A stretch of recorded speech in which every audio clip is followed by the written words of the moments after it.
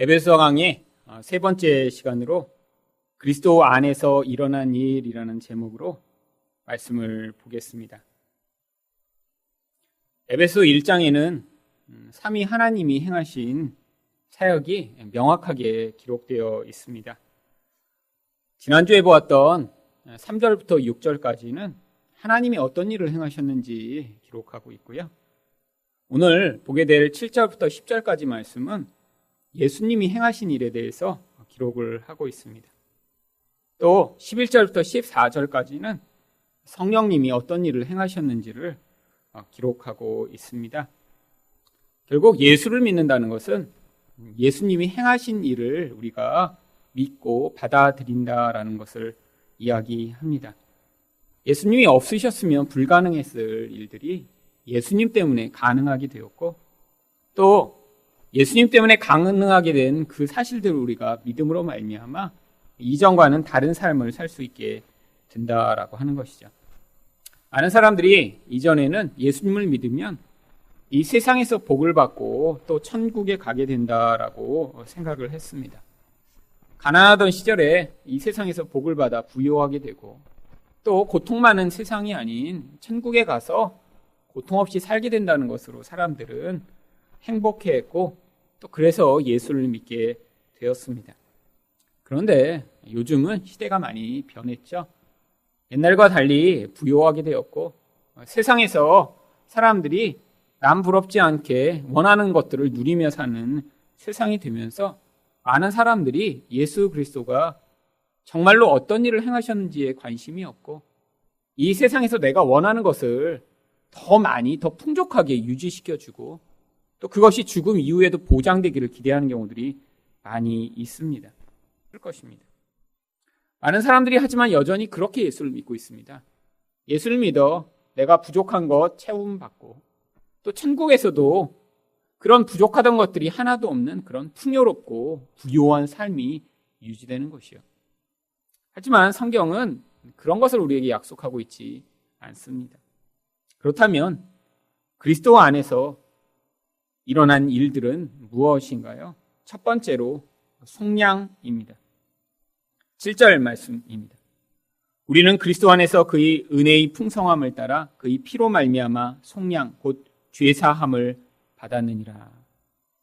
이 속량이라고 하는 말의 뜻은 돈을 내고 종으로 팔렸던 자를 사오다라고 하는 그런 의미가 있습니다. 성경에서 이 속량이라는 의미도 같은 뜻으로 사용되고 있습니다. 그런데 도대체 우리를 하나님이 어디로부터 사오신 것일까요? 이 속량의 의미를 조금 더 명확하게 보여주는 골로새서 1장 13절과 14절을 보시면 하나님이 우리를 흑암의 권세로부터 사오셨다라고 이야기를 합니다. 그가 우리를 흑암의 권세에서 건져내사 그의 사랑의 아들의 나라로 옮기셨으니 그 아들 안에서 우리가 속량 곧 죄사함을 얻었도다. 흑암의 권세라고 하는 것이 무엇인가요?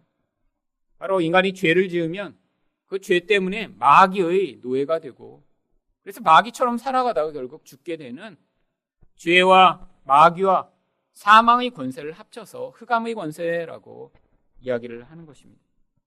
그런데 하나님이 우리를 예수 그리스도의 보혈로 그 어둠의 세상으로부터 사오셨다라고 합니다. 이 흑암의 권세에 매여 있는 자는 결국 마귀의 노예가 되어 마귀처럼 살 수밖에 없습니다. 그래서 요한일서 3장 8절은 죄를 짓는 자는 마귀에게 속한다라고 이야기를 합니다.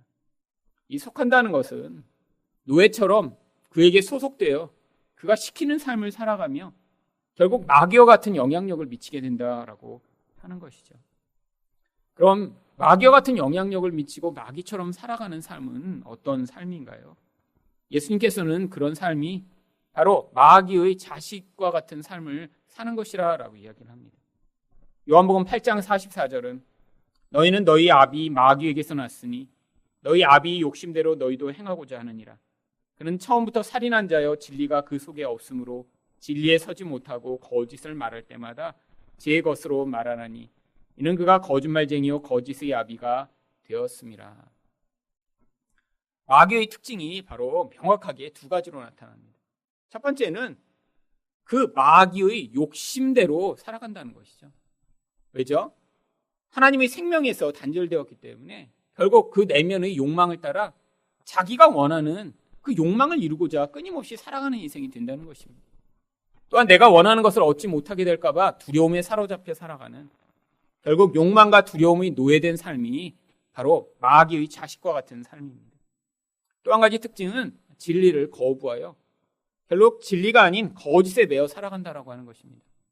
마귀가 세상 사람들이 살아가게 만드는 그 세상의 문화, 결국 다른 사람들이 살아가는 방법을 따라 끊임없이 살아가며 그것이 성공하는 삶, 그것이 행복한 삶이라고 착각하고 그 착각과 거짓말에 속아 죽을 때까지 진리를 받아들이지 못하는 삶을 살게 되는 것.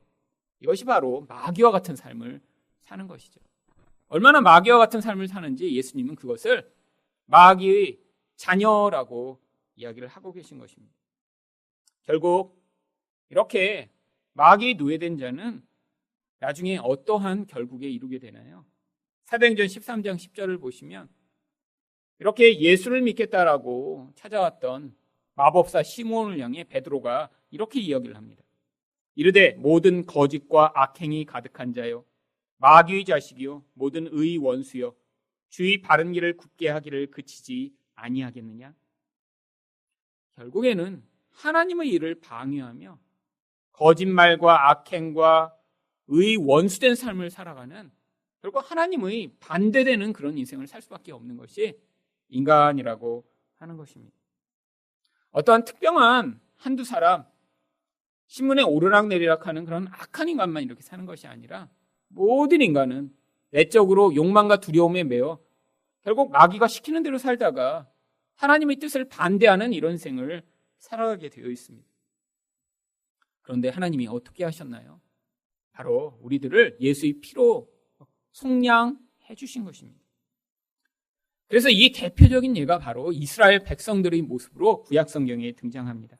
신명기 7장 8절 말씀을 보시면 예수께서 다만 너희를 사랑하심으로 말미암아 또는 너희 조상에게 하신 맹세를 지키려 하심으로 말미암아 자기 권능의 손으로 너희를 인도하여 내시되 너희를 그 종 되었던 집에서 애굽 왕 바로의 손에서 속량하셨나니. 이 바로는 바로 마귀의 모형이 되는 인물입니다. 마귀가 우리들을 지금 사로잡아 그렇게 노예되게 만들듯 구약 성경에서는 애굽의 바로가 하나님 백성들을 이렇게 노예로 삼았던 것이죠. 바로가 노예로 삼았던 사람들의 삶이 어떠했는지 출애굽기 1장 13절과 14절은 이렇게 이야기합니다. 이스라엘 자손에게 일을 엄하게 시켜 어려운 노동으로 그들의 생활을 괴롭게 하니 곧 흙 이기기와 벽돌 굽기와 농사의 여러 가지 일이라 그 시키는 일이 모두 엄하였더라. 그런데 이 일을 이렇게 열심히 해서 그것이 자기의 삶을 풍족하게 하고 또 자기 가족들을 위한 일이었다면 이렇게 힘들지 않을 텐데, 이렇게 죽지 못해 살아가는 인생을 만들어 노예 삼고 나서 바로가 했던 일이 그 결과를 다 자기가 뺏어간 것입니다. 이게 바로 구약시대에 노예되었던 사람들의 대표적 모습이었죠. 그뿐 아니라 이 바로는 또 어떤 일도 하나요? 출애굽기 1장 22절을 보시면 그러므로 바로가 그의 모든 백성에게 명령하여 이르되 아들이 태어나거든 너희는 그를 나일강에 던지고 딸이거든 살려두라 하였더라. 하나님 백성의 대가 끊어지도록 만드는 것입니다. 여러분, 이게 바로 지금도 마귀의 노예된 사람들이 하나님 백성을 향해 행하고 있는 일입니다. 세상에서 하나님의 백성들이 늘어나지 못하도록 계속해서 방해하고 협박하고 나쁜 소문을 내고 비웃고 손가락질을 하는 것이요.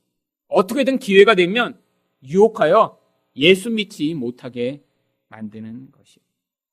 그런데 이런 일을 하면서 바로가 무엇을 보상으로 주었나요? 민수기 11장 5절을 보시면 우리가 애굽에 있을 때에는 값없이 생선과 오이와 참외와 부추와 파와 마늘들을 먹은 것이 생각나거늘. 애굽에 오랫동안 노예로 있으면서 살던 사람들이 광야에 오고 났더니 과거 일이 계속 기억나는 거예요. 야, 그때는 생선 먹었지? 근데 여긴 생선이 없잖아. 야, 그때 참외랑 오이 먹었지? 야, 여기는 마실 게 없는데? 야, 그때는 부추, 파, 마늘 같은 거 먹었지? 이런 건데 이 음식들이 어떠한 음식들인가요? 인간은 단백질을 먹지 못하면 결국 힘을 쓸 수가 없습니다. 몸의 힘이 되는 가장 중요한 에너지원이 단백질이죠. 그래서 바로가 힘든 일을 시키려고 단백질 공급원인 생선을 먹인 것입니다. 나일강에서 생선은 쉽게 잡을 수 있었거든요. 오이와 참외는 왜 줬을까요? 사실 물이 귀한 곳, 더운 곳에서 이 오이와 참외는 갈증을 이겨서 또 열심히 일하게 만들려고 준 것이죠. 마치 지금 산에 올라갈 때 목마르면 오이 챙겨가서 먹듯이요. 사람들이 열사병이 쓰러지지 않고 계속 일하라고 오이 참외 준 것입니다. 부추와 파와 마늘은요, 다 향신료입니다. 자극적인 힘을 더해서 고통을 이겨낼 수 있도록요. 힘을 내서 그 과정을 지내도록. 다 뭐 하는 거예요? 더 힘든 노동을, 더 고통을 잊으며 일할 수 있도록 만들어낸 그런 도구들이었던 것이죠. 그런데 왜 이것들을 이스라엘 백성이 광야에서까지 가서 기억하는 것이죠? 이들은 지금 속아 넘어간 것입니다. 여러분, 이게 그냥 주어진 게 아니에요. 근데 그들은 뭐라고 얘기하죠? 값없이 주어졌다. 값없이. 아니요, 그들의 생명을 대가로, 고통을 대가로 바로가 준 것이고요. 그리고 그 결과를 다 바로가 뺏어갔습니다. 그런데 사람들이 애굽 생활에 익숙해져서 노예 근성이 그 영혼에 깊이 뿌리내리니까 그때 그것이 좋았다라고 기억하는 것입니다. 하나님이 주시는 이 만나의 생명만으로 만족하지 못하는 것이죠. 세상에서 끊임없이 이 세상의 깊이 물들고 나면 많은 성도들 가운데도 이와 똑같은 반응들을 보입니다. 물론 과정 가운데 이 세상에서 내가 그렇게 쾌락으로 누리던 것이 잘못된 것이구나 깨닫는 사람이 있죠. 그리고 그것을 벗어나려고 애쓰기도 하고요. 또 그것에서 벗어나 옛날에 내가 이렇게 한때는 놀았지만 지금은 예수 안에서 이렇게 새로운 즐거움을 가졌다라고 하는 사람도 있지만 어떤 사람들 가운데는 여전히 과거의 그 세상의 쾌락의 맛을, 세상의 노예된 삶을 예수 믿으면서도 기뻐하고 즐거워하며 거기서 벗어나지 못하는 사람도 많이 있습니다. 많이 있습니다. 진짜 행복, 하나님 안에서 주신 그 은혜를 맛보지 못하면 우리 안에 있는 이 육신이 그 사람을 끊임없이 끌고 가는 것이죠. 이렇게 마귀가 그 인생을 사로잡아 끌고 가면 그 결과가 무엇인가요? 로마서 6장 23절입니다. 죄의 싹은 사망이요. 결국 그렇게 열심히 일한 그 월급으로 사망을 선물로 얻게 된다라고 하는 것입니다. 여러분, 그런데 바로 그 자리로부터 하나님이 우리를 구원해 주신 것입니다. 어떻게요? 예수 그리스도로 말미암아. 그러면 이제 우리는 어떤 삶을 살아야 되나요? 고린도전서 6장 20절 말씀을 보시면 값으로 산 것이 되었으니 그런즉 너희 몸으로 하나님께 영광을 돌리라. 여러분, 우리라는 존재가 하나님이 능력이 많으시기 때문에 그 능력으로 아무런 어려움 없이 구원하신 게 아니라는 거예요. 예수 그리스도라고 하는 가장 귀한 그분을 희생하셔서 우리를 얻어내셨기 때문에 결국 우리라는 존재는 예수 그리스도와 같은 값어치를 가진 존재라고 하는 것입니다. 그렇기 때문에 하나님이 우리를 향해 기대하시고 목적하신 것이 무엇인가요? 예수와 같은 값어치로 우리를 구원하셨다면 우리를 예수처럼 만드시기를 원하신다는 거예요. 결국 우리를 통해 그래서 하나님의 영광을 드러내는 삶, 예수 그리스도를 통해 하나님이 하나님의 모습을 보여주셨듯이 우리 인생을 통해 그 예수의 모습을 보여주시고자 하는 것이죠. 여러분, 그게 바로 우리 인생이 살아가야 할 목적입니다. 자기 영광을 위해 살아가는 존재가 아니에요. 하나님 영광을 드러내는 삶이 무엇인가요? 결국 우리 삶, 우리 인격, 우리 말을 통해 예수 그리스도가 드러나게 되는 것입니다. 다른 사람이 우리를 통해 경험하는 그 위로를 통해 다른 사람이 야, 너희 위로가 나에게 큰 힘이 된다라고 우리를 통해 그 영적 영향력을 경험하고 우리를 통해 반응을 경험한 사람이 예수 그리스도의 그러한 용서와 사랑을 경험하고 이기적으로 자기만 알던 이런 세대 가운데 하나님 백성들이 이렇게 하나님의 사랑과 긍휼과 은혜를 드러내는 삶을 살게 되는 것으로 우리는 속량받은 자로서의 예수 그리스도와 같은 삶을 살아낼 수 있는 것입니다. 두 번째로 그리스도 안에서 일어난 일은 무엇인가요? 지혜로 비밀을 알게 되었습니다. 8절 말씀입니다.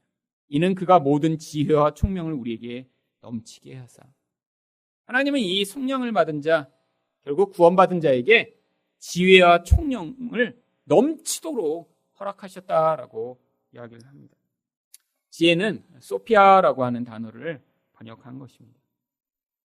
헬라어에서의 이 소피아는 아주 중요한 단어였습니다. 왜냐하면 이 그리스인들은 이 소피아라는 것을 무엇보다 중요하게 여겼죠. 그런데 그들이 생각하던 지혜는 이 세상에서 모든 사물들과 모든 것들에 탁월한 어떤 지식을 갖는 그런 종류의 소피아였습니다.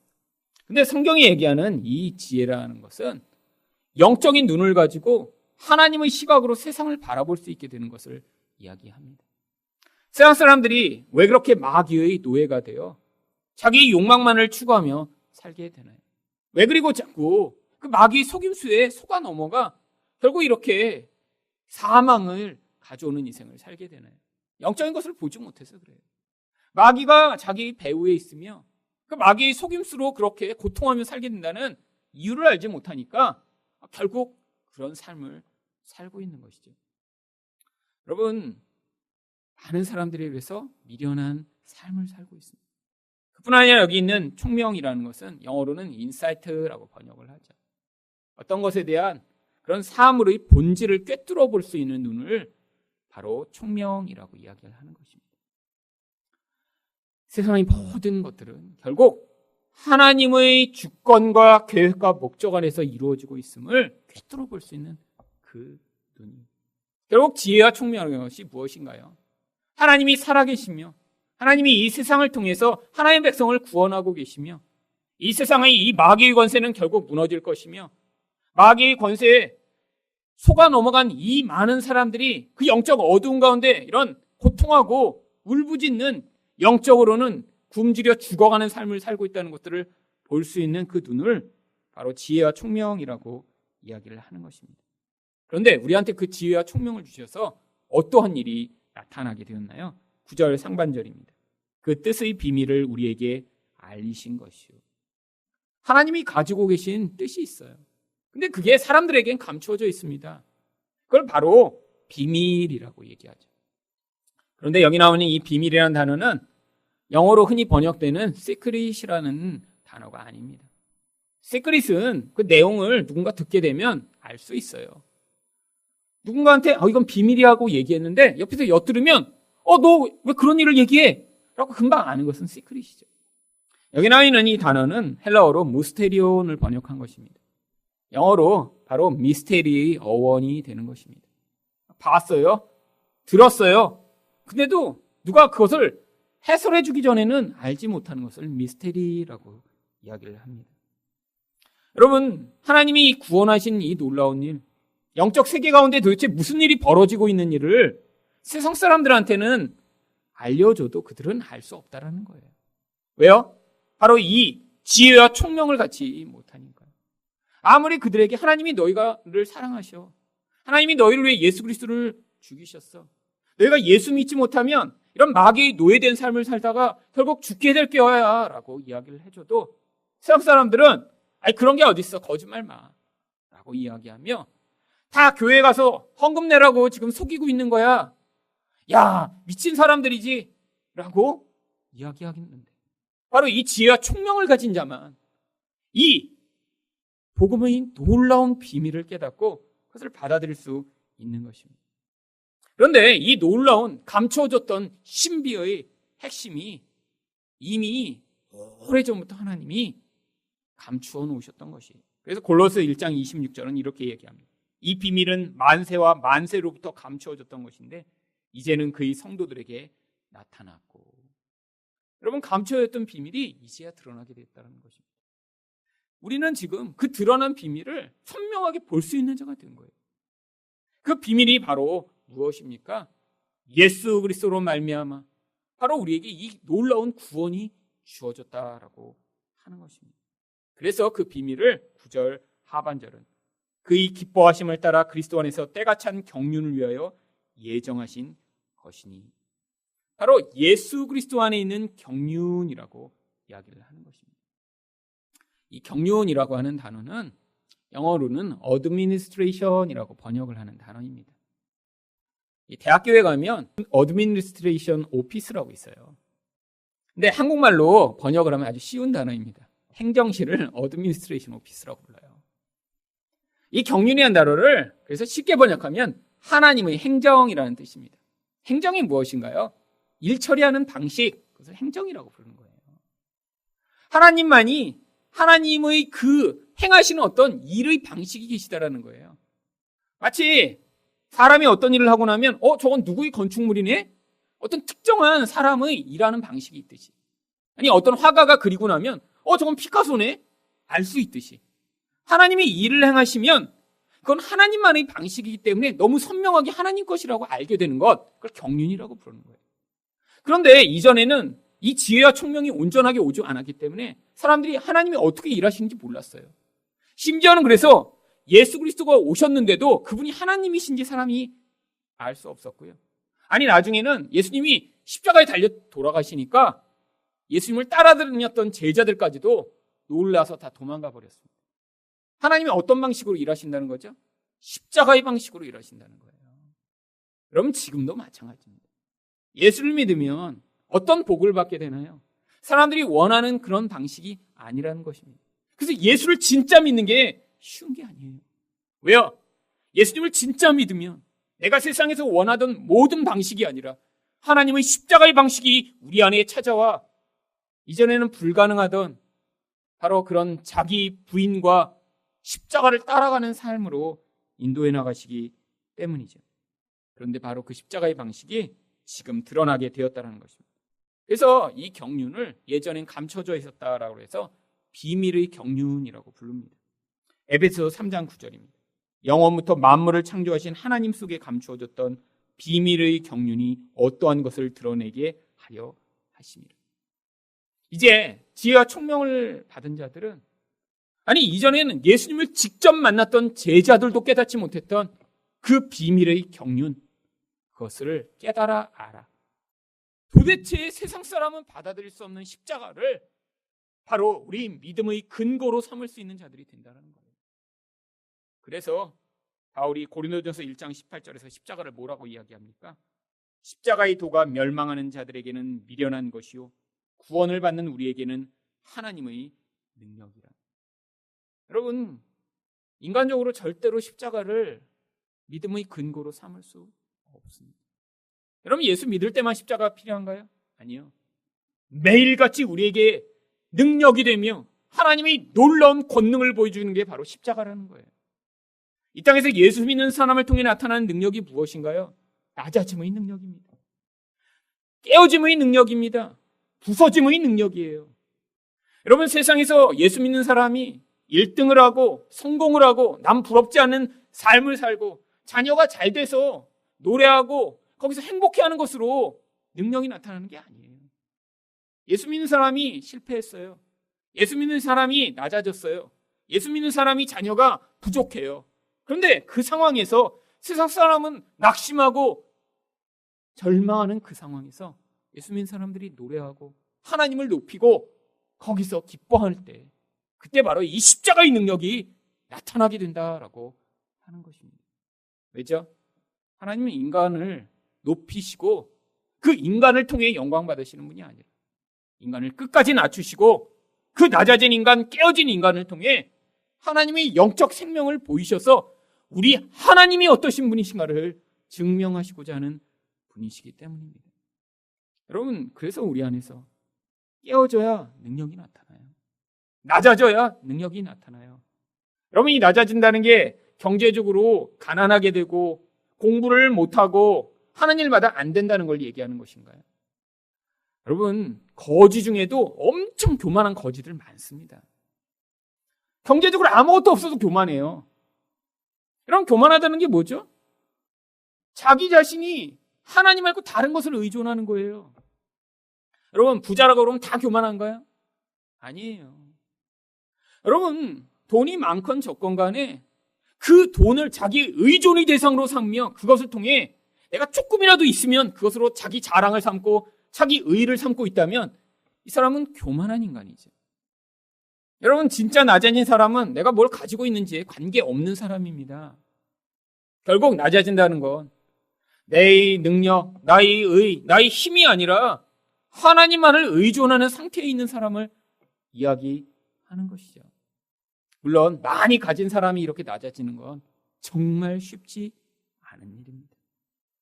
평균적으로는 그러면 이렇게 다 망한 채, 아무것도 없는 채 이 세상의 힘이 아무것도 아니라는 걸 배우는 것이 일반적이겠죠. 하지만 하나님의 능력이 꼭 이런 물질적인 것에 좌우되는 것이 아닙니다. 하나님이 어떤 사람은 그 수준과 상태대로 그 안에서 내가 가진 이것이 아니구나, 오직 하나님의 능력과 은혜만이 나를 온전한 사람 되게 만든구나 깨닫는 그 자리에서 바로 이 낮아짐의 능력을 보여주시는 것입니다. 근데 세상 사람들은 이걸 받아들일 수가 없어요. 그래서 고린도전서 1장 21절이 무엇이라고 이야기하나요? 하나님의 지혜에 있어서는 이 세상이 자기 지혜로 하나님을 알지 못하므로 하나님께서 전도의 미련한 것으로 믿는 자들을 구원하시기를 기뻐하셨도다. 여러분, 우리 하나님의 그 놀라운 지혜, 근데 사람들은 그 지혜를 보면 오히려 미련하다라고 생각을 해요. 아니, 십자가 형틀에서 죽었는데 그가 어떻게 구원자야? 말도 안 되지. 아니, 예수 믿는데 어떻게 이렇게 실패하고 낮아질 수 있어? 예수가 진짜 살아계시다면 예수 믿으면 더 부자 되고 하나님 일마다 더 잘 되고 모든 일에서 성공해야 될 거 아니야? 라고 이야기하는 것. 여러분, 예수 믿지만 다 똑같이 생각을 해요. 어떻게 생각을 하죠?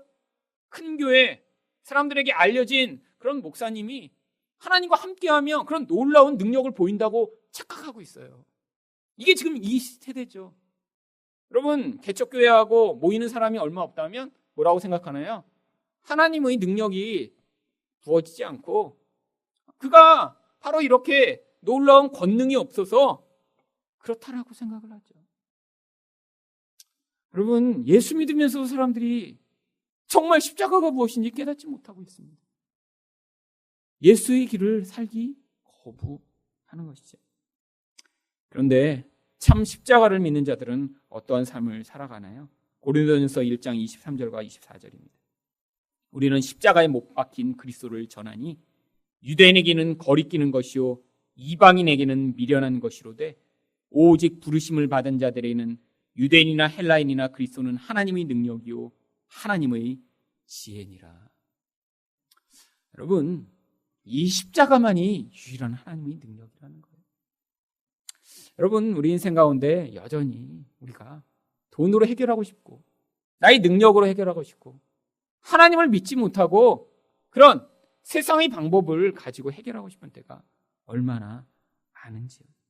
우리는 그래서 끊임없이 예수 그리스도를 더 깊이 의존해야 하는 것입니다. 마지막으로 그리스도 안에서 일어난 일은 무엇인가요? 통일이 일어났습니다. 10절 말씀입니다. 하늘에 있는 것이나 땅에 있는 것이 다 그리스도 안에서 통일되게 하려 하심이라. 하늘에 있는 것은 무엇을 얘기하나요? 영적 세계를 이야기합니다. 땅에 있는 것은 이 육적 세계를 이야기하죠. 여기 있는 이 통일되다라고 하는 아나케팔라요라고 하는 단어는 아주 중요한 의미를 가지고 있습니다. 이 통일되다는 건 종합되고 완성되다라는 뜻이죠. 근데 도대체 뭐가 그리스도 안에서 이렇게 통일된 거죠? 영적인 것과 육적인 것이 어떻게 이렇게 연결된 것인가요? 바로 인간의 죄로 말미암아 하나님의 영역과 인간의 영역이 단절돼서 인간이 바로 그 죄에 사로잡혀 있는 상태가 통일되지 못한, 연결되지 못한 상태인 것입니다. 그러니까 그 죄가 결국엔 마귀의 통치 아래에 인간들을 살게 만드는 그 무서운 영향력을 가져오게 된 것이죠. 인간이 아무리 선을 쌓아도 아무리 노력해도 그것이 오히려 인간을 더 파괴하는 그런 결과를 가져온 것입니다. 여러분, 사실 기독교에서 이 은혜가 주도하는 종교라 그렇죠. 사실 종교적으로 훨씬 더 열심을 내는 분들, 훨씬 더 선행을 쌓고자 애쓰고 노력하는 분들은 사실 불교나 힌두교 교인들입니다. 여러분, 기독교 목회자들 가운데도 사실 성철 스님과 같은 그런 깊은 자기 수양과 수련의 경지를 가진 분은 찾아보기가 어려워요. 아무리 목사님이 열심히 기도한다고 해도 5년, 6년 동안 자리에 눕지도 않고 앉아서 기도하는 분 있을 수 없습니다. 여러분, 근데 그런 분들은 그렇게 살아요. 세상에서 욕심내고 세상에서 그렇게 남과 부딪히지 않고자 결혼도 하지 않고요. 10년 살생도 안 해서 풀만 먹고 사시고요. 훨씬 더 삶이 그래서 깨끗할 수 있습니다. 물론 가짜들도 많지만요. 여러분, 그런데 그런 깊은 선행, 세상 사람들은 따라올 수 없는 그런 노력을 기울여도 그 끝이 무엇입니까? 나중에 성철 스님이 돌아가시면서 한 말이 내가 만인을 속였다라고 이야기하며 죽었습니다. 여러분, 결국 만인을 속이고 자기도 속아 넘어가고 그리고 지옥에 떨어지는 인생이 이렇게 인간이 최선을 다해 산 인생의 결국이죠. 여러분, 성철 스님은 얼마나 살아서 그렇게 열심히 수행을 했는지 살아있는 부처라고 불리는 성불이라고 불렸던 분인데 그 결국이 지옥에 떨어지고 끝인 거예요. 내가 그래서 수없이 많은 남녀를 지옥의 불구덩이로 끌고 가는구나 라고 하며 성철이 죽었어요. 여러분, 이게 바로 인간의 최선이 만들어낸 결국입니다. 왜요? 영적 생명이 단절됐으니까요. 육적으로는 아무리 노력을 하고 그렇게 애를 써도 육적인 건 육적인 결국밖에 만들어낼 수 없는 것이죠. 그런데 무슨 일이 벌어졌나요? 이제 이 나뉘어졌던 하나님의 영역과 땅의 영역이 연결된 것입니다. 하나 된 것이죠. 여러분, 이 통일되다라는 단어가 아나케팔라요라고 말씀드렸는데 맨 앞에 나오는 접두어인 이 아나라는 단어는 원래 다시라고 하는 뜻을 가지고 있습니다. 뭐가 다시 이루어진 거죠? 원래 하나님이 맨 처음 창조 때 만들어 놓으셨던 그 상황이에요. 에덴 동산에서 하나님과 아담이 같이 대화하며 거닐며 세상이 모두 그 창조의 질서 안에서 하나님이 인간 안에 주신 그 생명으로 말미암아 모든 만물이 다스림을 받던 그 상황이요. 하나님께 절대 복종하며 아담이 자기 아내를 자기 몸처럼 사랑하며 모든 세상을 통치하던 그 상태예요. 예수 그리스도로 말미암아 이 일이 가능하게 된 것입니다. 어떻게 해요? 이제는 하늘의 영역과 땅의 영역이 연결되고 통일되면서 그 하늘의 생명이 우리에게 성령으로 부어져 하나님 말씀에 순종하며 자기를 부인하는 인생을 통해 이젠 하나님의 뜻에 따라 세상 가운데 예수 그리스도의 모습을 드러내며 세상을 이렇게 섬기고 사랑할 수 있는 그런 사람들이 나타나기 때문이죠. 예수 그리스도가 없으셨으면 우리는 여전히 그 하늘의 영역과 단절돼서 이 땅의 영역에서 욕망에 매여 아무리 최선을 다해도 결국에는 자기 자신도 지옥으로 달려가며 많은 사람들을 지옥으로 이끌고 가는 인생으로 살다 끝났을 텐데 이제는 그 생명으로 말미암아 우리도 하늘 생명을 누릴 뿐 아니라 우리를 통해 그 예수의 모습을 드러내는 하나님 영광을 보여주는 삶이 가능해진 것입니다. 예수님 덕분에 무슨 일이 벌어졌나요? 속량으로 말미암아 마귀와 죄와 사망으로부터 구원을 얻게 되었습니다. 예수님 덕분에 바로 이 놀라운 지혜와 총명을 얻게 돼서 이 세상을 살아가면서도 영적인 시각과 안목으로 세상 가운데 벌어지는 그 십자가의 비밀을 보며 살 수 있는 자가 되었고요. 예수님 덕분에 이렇게 영적으로 통일된 그 생명을 얻어 세상 가운데 하나님의 영광을 드러내는 삶이 가능해진 것입니다. 바로 이것이 성도에게 부어진 놀라운 구원의 능력이며 놀라운 영광입니다. 옛날 사람들이 알지 못했던 바로 이 땅에서 단순히 복받고 천국 가는 정도의 인생이 아니라 마귀처럼 살 뻔한 자가 예수처럼 살게 되고 장님처럼 살 뻔한 자가 밝은 눈을 가지고 비밀을 보며 세상 가운데 이렇게 육적인 인생으로 끝날 뻔한 인생들이 영적 생명을 드러내는 인생이 된 이것이 바로 예수님으로 말미암는 놀라운 축복임을 기억하시고 바로 이런 하나님의 아들과 같은 인생을 사시는 여러분이 되시기를 예수 그리스도 이름으로 축원드립니다.